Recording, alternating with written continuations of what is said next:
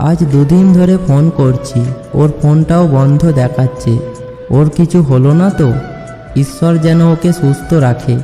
তারপরই দেখলাম ও ফোন করেছে। কেমন আছো? আগে বলো, ফোন বন্ধ ছিল কেন? একটু সমস্যা হয়েছিল। দুদিন ধরে ফোন করছি তোমাকে, শুধু দেখি বন্ধ আর বন্ধ। পাগল হয়ে গিয়েছিলাম আমি। তোমার কিছু হয়নি তো? না, আমার কিছু হয়নি। সেই দিন অপেক্ষায় ছিলাম, তুমি তো এলে না। আজকে বিয়ে করে ফেলি, চলো। আমাকে ক্ষমা করে দিও। ক্ষমা চাইছো কেন? কারণ আমার বিয়ে হয়ে গেছে। মজা করো না তো। তোমার দিব্যি আমার বিয়ে হয়ে গেছে।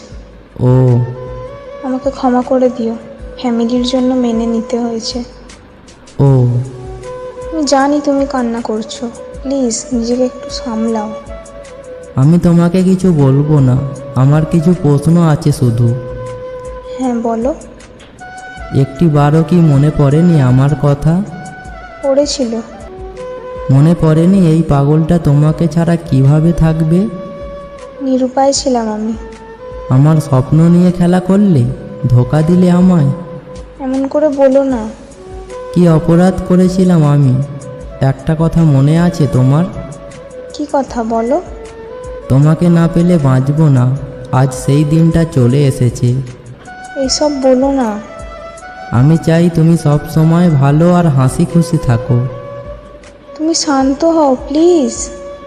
প্রিয়, তুমি অন্যের সাথে থাকবে? বেঁচে থাকতে আমি এটা মানতে পারবো না। তোমাকে আর এই দুনিয়াটা ছেড়ে চলে যাব। তোমার পায়ে ধরি, এমন করো না। বেঈমানটা যেন সুখী হয়। বিদায় প্রিয়। আমি তোমার কাছে আসবো, তুমি শুধু বলো কোথায় আসবো। সবাইকে ছেড়ে তোমার কাছে যাব। তুমি কিছু করো না বাবু, প্লিজ তোমার পায়ে পড়ি। পাগল, একটু কথা শোনো আমার।